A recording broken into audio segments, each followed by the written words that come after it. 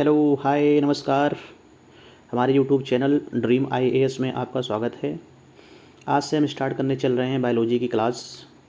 इसके बाद हम एक एक करके प्री के पॉइंट ऑफ व्यू से सारे सब्जेक्ट को कवर करेंगे और साथ ही साथ मेंस के भी कुछ सब्जेक्ट को हम कवर करते चलेंगे। ठीक है, तो सबसे पहले हम स्टार्ट करते हैं बायोलॉजी। और बायोलॉजी में हमारा पहला चैप्टर है आज का जीओ में विविधता। जीओ में विविधता के अंतर्गत हम पढ़ेंगे बायोलॉजी की डेफिनीशन और साथ साथ हम कुछ बायोलॉजी के ब्रांचेस के बारे में भी पढ़ेंगे आज। तो चलिए स्टार्ट करते हैं। सबसे पहले देखिए आप, बायोलॉजी होता क्या है। बायोलॉजी जो है दो शब्दों से मिलकर बना है। पहला है बायो, दूसरा है लॉजी। बायो मीन्स होता है जीव, लॉजी मीन्स होता है स्टडी।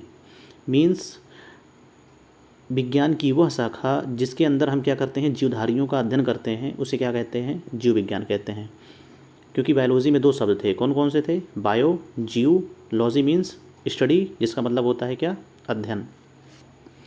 लेकिन अगर पूछा जाएगा पेपर में कि बायोलॉजी शब्द का सर्वप्रथम प्रयोग किसने किया था, तो वो प्रयोग किया था सबसे पहली बार लेमार्क ने और ट्रेवेनेसियस ने किया था।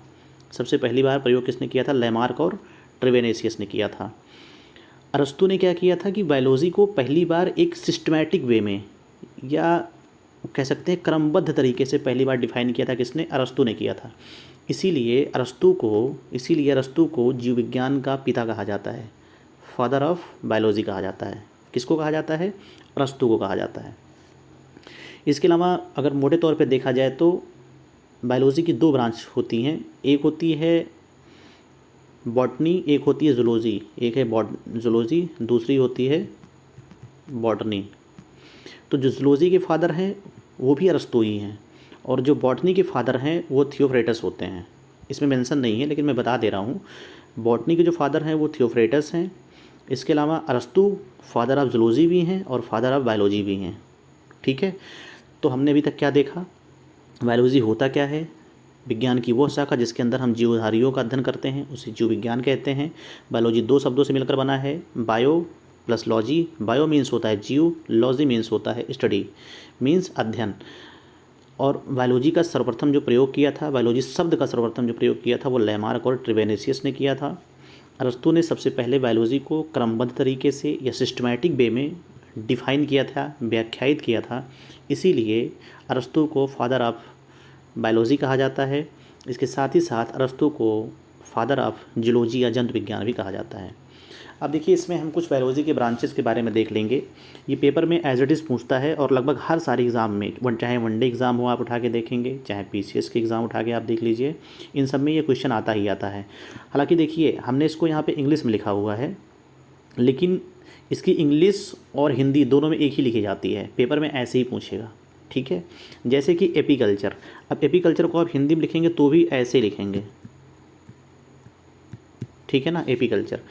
तो एपीकल्चर जो शाखा होती है उसके अंदर क्या, हम किस चीज़ का अध्ययन किया जाता है, मधुमक्खी पालन का। इसको याद करते चलिए आप। सेरीकल्चर रेशम पालन, पिसीकल्चर मत्स्य पालन, पोमोकल्चर फल उत्पादन, ऑथियोलॉजी फूल उत्पादन, माइकोलॉजी कवक विज्ञान, फाइकोलॉजी शैवाल विज्ञान, इकोथोलॉजी मछली उत्पादन, सोरोलॉजी छिपकली विज्ञान, ओफ्थोलॉजी सर्व विज्ञान। ठीक है, कौन कौन से हो गए, एपीकल्चर मधुमक्खी पालन, सेरीकल्चर रेशम पालन, पिसीकल्चर मत्स्य पालन, पोमोलॉजी फल उत्पादन, ऑथियोलॉजी फूल उत्पादन, माइकोलॉजी कवक विज्ञान के होता है और फाइकोलॉजी क्या होता है, शैवाल विज्ञान, इकोथोलॉजी मछली उत्पादन और सौरोलॉजी छिपकली, ओफियोलॉजी सर्व विज्ञान। ठीक है, इसके अलावा और है ऑर्निथोलॉजी पक्षी विज्ञान, एंटिमोलॉजी कीट विज्ञान।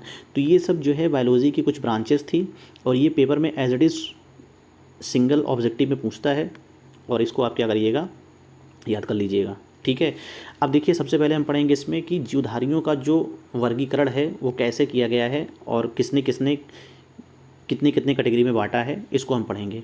क्लासिफिकेशन ऑफ ऑर्गेनिज्म, जीवधारियों का वर्गीकरण। सबसे पहले क्या किया था कि अरस्तु ने सर्वप्रथम क्या किया था, समस्त जीवधारियों को दो समूह में बांटा था। कौन कौन से दो समूह थे, एक था वनस्पति विज्ञान या वनस्पति समूह, दूसरा था जंतु समूह। अरस्तु ने क्या किया, दो पार्ट में बांटा। कौन कौन से थे, एक था वनस्पति समूह, दूसरा कौन सा था, जंतु समूह। ओके, लेकिन जीवधारियों को वैज्ञानिक तरीके से सबसे पहले जो बांटा था वो लीनियस ने बांटा था। अगर देखा जाए कि सबसे पहली बार किसने जो है इसको वैज्ञानिक तरीके से बांटा था, तो वो वैज्ञानिक तरीके से जो बांटा था वो लीनियस ने बांटा था। ओके, लीनियस ने सबसे पहली बार क्या किया था, इनको वैज्ञानिक तरीके से बांटा था। ठीक, तो जो लीनियस ने किया था उसको दो पार्ट में बांटा था। कौन कौन से, एक होता है जंतु किंगडम, दूसरा होता है वनस्पति किंगडम। वही अरस्तु ने उसको जंतु समूह कह दिया और वनस्पति समूह कह दिया। लीनियस ने क्या किया, उसको जंतु किंगडम और वनस्पति किंगडम कह दिया। तो इसीलिए चूंकि पहली बार वैज्ञानिक तरीके से इसका जो वर्गीकरण किया वो लीनियस ने किया, इसीलिए लीनियस को फादर ऑफ टेक्सोनॉमी या वर्गीकरण का पिता कहा जाता है। ओके, लीनियस को क्या कहा जाता है, फादर ऑफ टेक्सोनॉमी कहा जाता है या वर्गीकरण का पिता कहा जाता है। तो इसमें दो नाम आ गए, पहला नाम आया था अरस्तु का, दूसरा नाम आ रहा है लीनियस का। अब देखिए तीसरा नाम इसमें और एक आ रहा है, वो है विटिकर। विटकर ने क्या किया, विटकर ने समस्त जीवधारियों को, अभी तक ये लोग दो पार्ट में बांट रहे थे, अब विटकर ने क्या किया कि समस्त जीवधारियों को 5 किंगडम में बांट दिया। विटकर ने क्या किया कि समस्त जीवधारियों को 5 किंगडम में बांट दिया। पहला उसमें से था मोनेरा, दूसरा है प्रोटिस्टा, तीसरा है प्लांटी, चौथा है फंगस या कवक, और पांचवा है एनिमलिया, या जिसको जंतु किंगडम कहा जाता है। मीन्स विटकर महोदय ने क्या किया, समस्त जीवधारियों को 5 किंगडम में बांट दिया। ये पेपर में पूछेगा या कई बार पूछा गया है कि जो है कि इन जीवधारियों को 5 किंगडम में किसने बांटा था। ये भी पूछा गया है कि फादर ऑफ टेक्सोनॉमी या वर्गीकरण का पिता किसे कहा जाता है। ये भी पूछा गया है कि जीवधारियों को 2 समूहों में किसने बांटा था। सर्वप्रथम अरस्तु ने बांटा था, लीनियस ने उसको वैज्ञानिक तरीके से बांटा। ओके, और 5 किंगडम में किसने बांटा, विटकर ने बांटा। पहला कौन सा था, मोनेरा, दूसरा प्रोटिस्टा, तीसरा प्लांटी, चौथा है फंगस या कवक, और पांचवा है एनिमलिया, जिसको बोलते हैं जंतु किंगडम। ओके, अब इसमें से हम लोग एक एक करके देखेंगे कि मतलब थोड़ा थोड़ा इसमें देखना है कि मोनेरा के अंदर कौन कौन से जीव आते हैं या क्या क्या चीज़ें आती हैं, प्रोटिस्टा में क्या क्या चीज़ें आती हैं। सबसे पहले देखिए आप मोनेरा जो होता है वो एक कोशिकीय जीव होता है और प्रोकैरियोटिक होता है। क्या होता है, प्रोकैरियोटिक। अभी हम आगे की क्लास में देखेंगे। ये चूँकि जो कोशिका होती है उसका 2 तरीके से विभाजन होता है, एक प्रोकैरियोटिक होता है और एक यूकैरियोटिक होता है। तो मोनेरा जो होता है वो प्रोकैरियोटिक होता है। हालांकि अभी हम प्रोकैरियोटिक और यूकैरियोटिक आगे की क्लास में देखेंगे। ठीक है, तो मोनेरा जो होता है वो एक कोशिकीय जीव होता है, प्रोकैरियोटिक होता है। ओके, दूसरा इसके अंदर देखिए क्या क्या चीज़ें आती हैं, जैसे नीले हरित शैवाल। नीले हरित शैवाल मीन समझते हो, जो नल वगैरह के पास, हैंडपम्प वगैरह के पास आप देखते होंगे जो हरे हरे उगाते हैं, जब पानी बहुत लंबे समय तक वहाँ स्टोर हो जाता है, तो उसी को नीले हरित शैवाल समझिए आप। ओके, तो मोनेरा के अंदर कौन कौन सी चीज़ें आती हैं, नीले हरित शैवाल, रिकेटेसिया, माइकोप्लाज्मा, बैक्टीरिया भी इसके अंदर आते हैं, जीवाणु, ये सब सारी चीज़ें मोनेरा के अंदर आती हैं। ये क्या होती हैं, यूनिसेलुलर होती हैं या एक कोशिकीय होती हैं और प्रोकैरियोटिक होती हैं। ओके, दूसरा आप देखिए प्रोटिस्टा। पहला था मोनेरा, दूसरा है प्रोटिस्टा। प्रोटिस्टा में क्या होता है, प्रोटिस्टा 3 तरीके का होता है। कौन कौन सा होता है प्रोटिस्टा में, देखिए आप, सबसे पहला होता है एक प्रकाश संश्लेषीय प्रोटिस्टा, दूसरा होता है अपघटकीय प्रोटिस्टा, और तीसरा होता है प्रोटोजोआ प्रोटिस्टा। कौन कौन से होते हैं, पहला होता है प्रकाश संश्लेषीय प्रोटिस्टा, दूसरा होता है अपघटकीय या डिकम्पोज प्रोटिस्टा, और तीसरा होता है प्रोटोजोआ प्रोटिस्टा। तो जो प्रकाश संश्लेषीय वाला होता है प्रोटिस्टा, इसमें हरित लवक पाया जाएगा। ठीक है, क्या पाया जाता है, हरित लवक। इसका एग्जाम्पल है यूग्लिना। तो हरित लवक जिसमें भी पाया जाएगा समझिए कि उसमें प्रकाश संश्लेषण क्रिया संपन्न होगी। ओके, दूसरा होता है अपघटकीय। अपघटकीय में क्या होता है, इसमें हरित लवक नहीं पाया जाएगा। इसका मतलब क्या है कि इसमें प्रकाश संश्लेषण की क्रिया जो होगी वो संपन्न नहीं होगी। इसका एग्जाम्पल है स्लाइयम माल्डस। ये इतना इम्पॉर्टेंट नहीं है, लेकिन आप यूग्लिना को जरूर याद रखिएगा। इसके कैटेगरीज जो टाइप्स हैं इसको याद रखिएगा। ओके, तीसरा है प्रोटोजोआ प्रोटिस्टा। ये क्या होता है, ये समझिए आप कि जो प्रकाश संश्लेषीय वाला था और अपघटकीय, इन दोनों का जो सम्मिलित रूप होता है उसी को ही, या प्रोटोजोआ या प्रोटिस्टा, दोनों का जो सम्मिलित रूप होता है उसी को बोलते हैं प्रोटोजोआ प्रोटिस्टा। ओके, तो ये 3 कैटेगरी हो गई किसकी, ये 3 कैटेगरी हो गई आपकी प्रोटिस्टा की। ओके, अब नेक्स्ट देखिए आप, नेक्स्ट है प्लांटी। प्लांटी भी 3 प्रकार का होता है। प्लांटी 3 प्रकार का होता है। प्लांटी मीन्स पौधे की कैटेगरी समझिए एक प्रकार से। ये 3 प्रकार का होता है। पहला होता है थैलोफाइटा, दूसरा होता है ब्रायोफाइटा और तीसरा होता है ट्रैकियोफाइटा। ओके, तीसरा कौन सा होता है? तीसरा होता है ट्रैकियोफाइटा, ट्रैकियोफाइटा। ओके, तो थैलोफाइटम देखिए क्या होता है, ऐसे पेड़ पौधों को शामिल किया जाता है इसमें जिनका दोबारा से कभी न वर्गीकरण हो पाए, न उन संरचना का दोबारा से कभी विभाजन हो पाए, ऐसे प्लांट्स को थैलोफाइटा कैटेगरी के अंदर रखते हैं। मीन्स जिन पेड़ पौधों का दोबारा से वर्गीकरण ना हो पाए या फिर उन संरचना का दोबारा से विभाजन ना हो सके, ऐसे प्लांट्स को थैलोफाइटा के अंतर्गत रखते हैं। ओके, दूसरा होता है ब्रायोफाइटा। ब्रायोफाइटा में क्या होता है कि ये समझिए कि थैलोफाइटा एवं ट्रैकियोफाइटा, ये तीसरा था ना, तो थैलोफाइटा और ट्रैकियोफाइटा, इन दोनों के बीच की जो अवस्था होती है उसको ब्रायोफाइटा बोलते हैं। ओके, इस समूह को पादप वर्ग का या पेड़ पौधों के वर्ग का उभयचर बोलते हैं। उभयचर मीन्स जो पानी में और ज़मीन दोनों स्थान पर उगते हैं, उन्हें ब्रायोफाइटा बोलते हैं। ओके, जो पानी में भी उगेंगे और कहाँ उगेंगे? पानी में भी उगेंगे, इसके अलावा ज़मीन पर भी उगेंगे, इन्हें क्या बोलेंगे? ब्रायोफाइटा।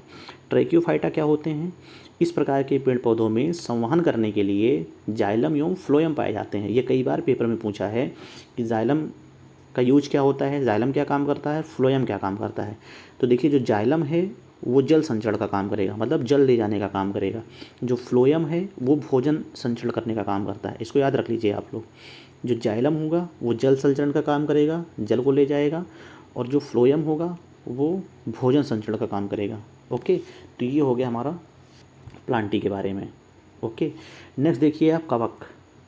कवक क्या होता है? कवक के अंदर कोशिका भित्ति, केंद्रक, ये सारी चीज़ें पाई जाती हैं। क्या क्या पाई जाती हैं? कोशिका भित्ति पाई जाएगी, केंद्रक पाया जाएगा, लेकिन इसमें हरित लवक नहीं पाया जाएगा। मतलब कवक जो होते हैं वो इसका मतलब प्रकाश संश्लेषण की क्रिया संपन्न नहीं करा पाएंगे। अभी हम जब कोशिका का विभाजन पढ़ेंगे तो कोशिका के अंतर्गत हम कोशिका भित्ति क्या होती है, केंद्रक क्या होता है, केंद्रिका क्या होती है, ये सारी चीज़ें हम कवर करेंगे। ओके, तो देखिए, वैसे एक चीज़ इसमें हमने मेंशन कर दिया है, लाइकेन। लाइकेन जो होता है वो कवक और शैवाल का बना होता है। एक बार ये यूपीएससी के कुछ पेपर में आ चुका है।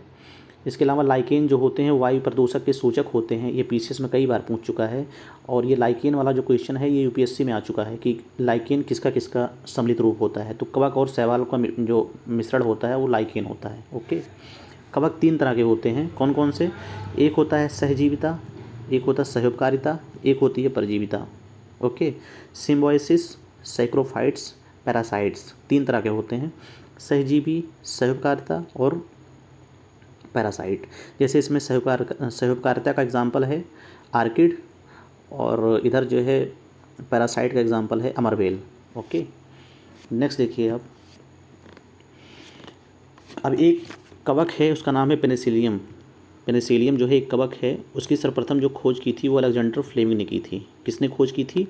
अलेक्जेंडर फ्लेमिंग ने।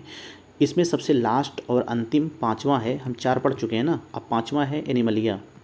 जैसे विटकर ने 5 कैटेगरी में किंगडम में बांटा था ना, उसमें से सबसे लास्ट वाला है वो जंतु वाला है। ओके, जंतु वाले के अंदर कौन कौन से आते हैं? संघ प्रोटिस्टा आता है, संघ वेरिफेरा आता है, संघ एनालिडा आता है।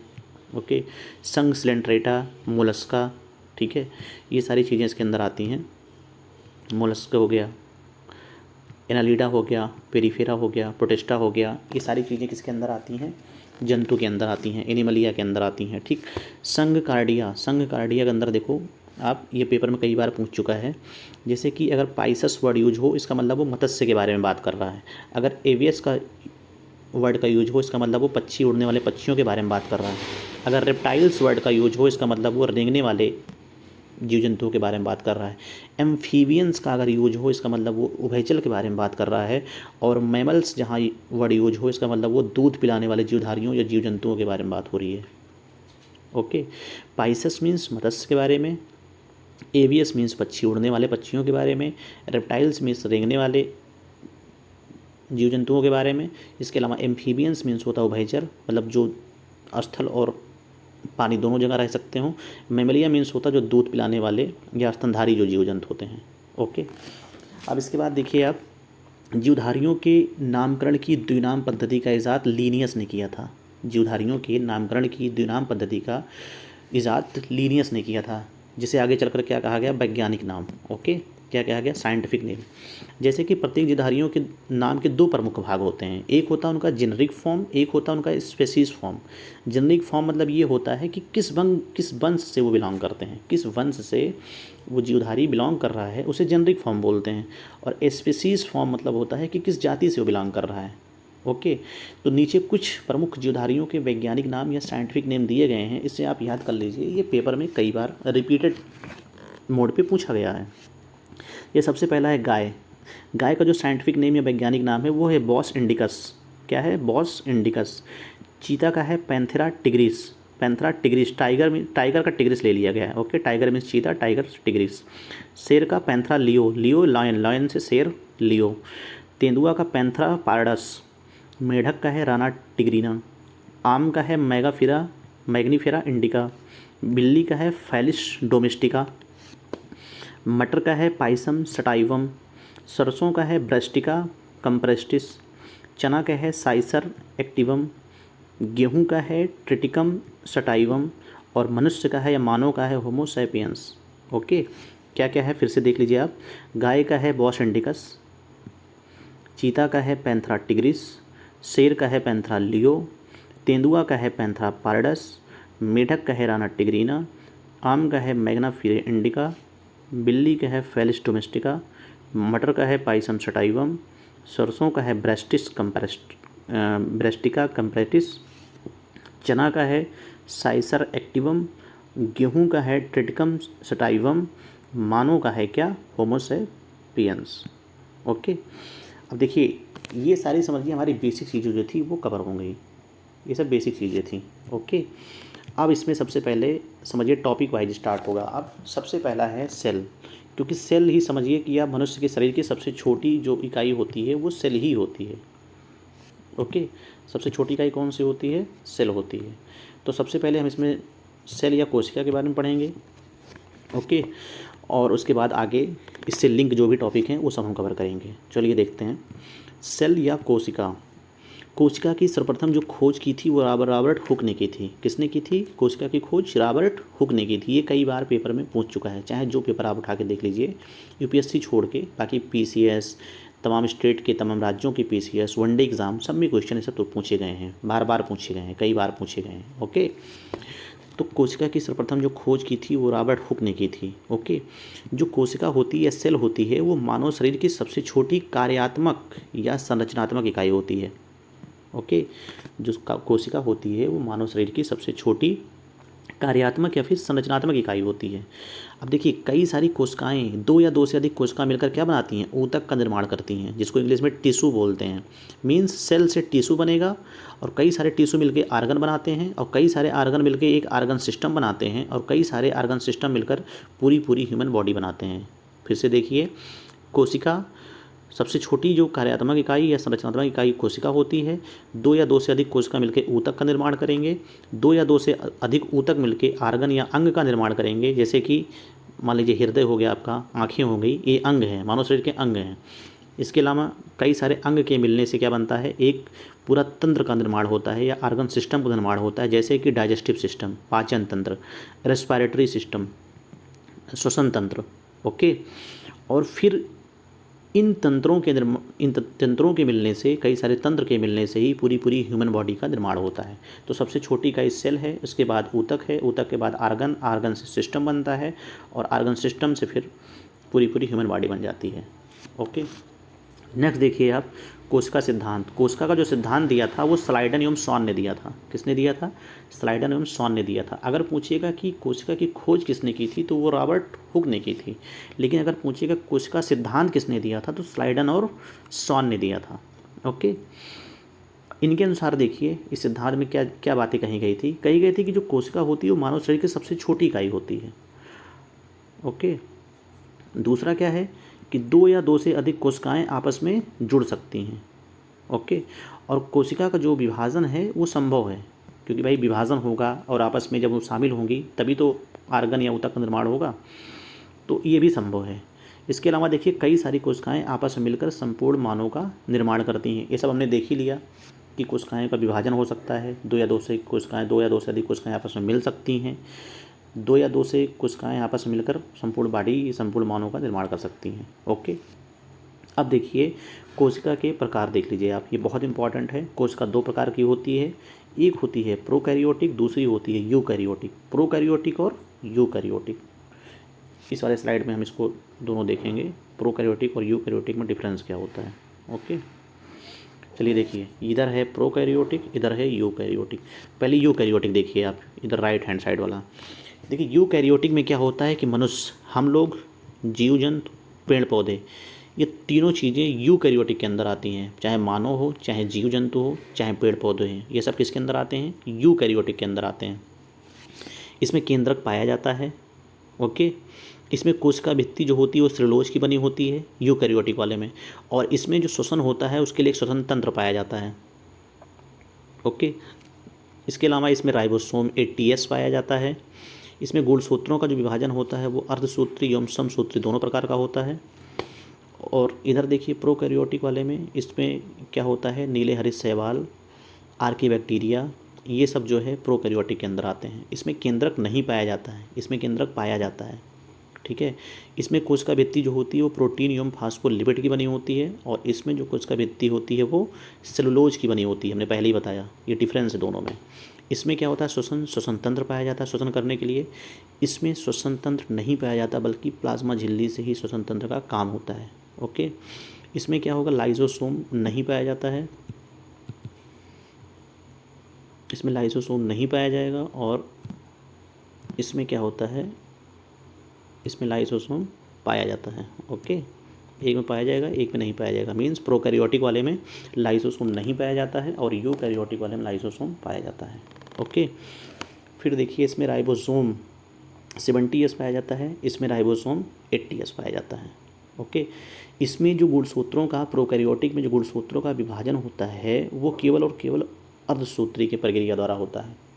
ओके, राइबोसोम में जो गुणसूत्रों का विभाजन होता है वो केवल अर्धसूत्री प्रक्रिया द्वारा होता है, जबकि यूकैरियोटिक के अंदर गुणसूत्रों का जो विभाजन होता है वो अर्धसूत्री एवं समसूत्री दोनों प्रकार का होता है। ओके, और यूकैरियोटिक में माइटोकॉन्ड्रिया पाया जाएगा, जबकि प्रोकैरियोटिक में माइटोकॉन्ड्रिया नहीं पाया जाता है। तो ये सब सारी चीज़ें बेसिकली कोशिका से संबंधित है। और जैसे केंद्रक हो गया, कोशिका भित्ति हो गया, इधर हम लोग माइटोकॉन्ड्रिया की बात कर रहे हैं, राइबोसोम की बात कर रहे हैं, ये सब हम आगे भी डिस्कस करेंगे। ओके, तो चलिए सबसे पहले देखते हैं, अब कोशिका की इधर फिगर देख लेते हैं। देखिए सबसे पहले आप देखिए कि ये, सबसे पहले देखिए कि ये मान लीजिए कोशिका है। ओके, एरो पे आप ध्यान दीजिए, ये कोशिका बना हुआ है। कोशिका के अंदर मान के चलिए आप, ये केंद्रक ले लीजिए आप, केंद्रक के अंदर एक डॉट पॉइंट ले लीजिए। ये डॉट पॉइंट जो हमने बनाया, ये समझिए ये केंद्रिका है। ओके, ये समझिए केंद्रक है और ये हमारी कोशिका है। ठीक, तो केंद्रक के अंदर देखिए, यहाँ देखिए केंद्रक, ये केंद्रक के अंदर क्या होता है कि इसमें केंद्रिका होती है, जैसे हमने डॉट बिंदु जो बनाया ये, तो इसमें केंद्रिका होती है और गुणसूत्र होते हैं। ठीक, केंद्रक के अंदर, और केंद्रक के फिर बाहर ये, यहाँ ये केंद्रक द्रव्य भरा होता है, और फिर ये हमारा कोशिका है। कोशिका के जो बाहर रहेगा यहाँ कोशिका द्रव्य भरा रहेगा। ठीक, और ये जो लेयर है ये कोशिका झिल्ली है। कोशिका झिल्ली के बाद सबसे बाहर होती है कोशिका भित्ति। तो सबसे बाहर होती है कोशिका भित्ति, कोशिका भित्ति के बाद होती है कोशिका झिल्ली। कोशिका झिल्ली और इनके बीच में, केंद्रक के बीच में यहाँ केंद्रक द्रव्य भरा होता है, और कोशिका भित्ति और कोशिका भित्ति और कोशिका झिल्ली के बीच में कोशिका द्रव्य भरा होता है। ओके, और ये केंद्रक है, केंद्रक के बीच में यहाँ केंद्रिका होती है, केंद्रिका के अंदर डॉट डॉट डॉट यहाँ गुणसूत्र भरे होते हैं। ओके, तो देखिए यहाँ केंद्रक, ये है छोटी जो डॉट बिंदु है, ये वाली, ये डॉट बिंदु है केंद्रिका, इसके बीच में जो डॉट डॉट दिख रहा है ये गुणसूत्र भरे हुए हैं। गुणसूत्र क्या होता है, वो DNA प्लस हिस्टोन प्रोटीन का बना होता है। गुणसूत्र जो होता है वो 2 चीज़ों से मिलकर बनता है, DNA प्लस हिस्टोन प्रोटीन। और जो DNA होती है वही समझिए, DNA की जो कार्यात्मक इकाई होती है वो जीन होती है। मतलब समझिए गुणसूत्र में 2 चीज़ें होती हैं, DNA प्लस हिस्टोन प्रोटीन, और DNA की जो कार्यात्मक इकाई होती है वो जीन, और जीन ही समझिए आनुवांशिक लक्षणों को या गुणों को ट्रांसफ़र करने के लिए जिम्मेदार होता है। तो इसमें 3 चीज़ें हैं, एक गुणसूत्र है, गुणसूत्र के अंदर DNA है, DNA के अंदर जीन होता है। ओके, ये मोटा मोटा समझ में आ गया होगा, ठीक है। तो आगे की क्लास में हम इसमें क्या करेंगे कि गुणसूत्र क्या होता है, डीएनए क्या होता है, और कोशिका झिल्ली, कोशिका भित्ति, माइटोकॉन्ड्रिया, राइबोसोम, ठीक है, इन सब के बारे में आगे की क्लास में हम डिस्कस करेंगे। और आज हमारा यूट्यूब का ये पहला लेक्चर था, पहली क्लास थी, तो शायद कुछ मिस्टेक भी हुई होंगी, पढ़ाने में नहीं मतलब बोलने में कुछ मिस्टेक हुई होगी। कंटेंट सारा सब सही है, कोई इसमें गलती या कुछ ऐसा नहीं है। अगर गलत होगा तो आप लोग हमें कमेंट में बताइएगा। बाकी आप लोग के प्रयास से और आप लोग अपना फीडबैक दीजिएगा, आप लोग के प्रयास से ही आगे की क्लासेस कंटिन्यू होंगी। क्लास देखने के लिए धन्यवाद, शुक्रिया।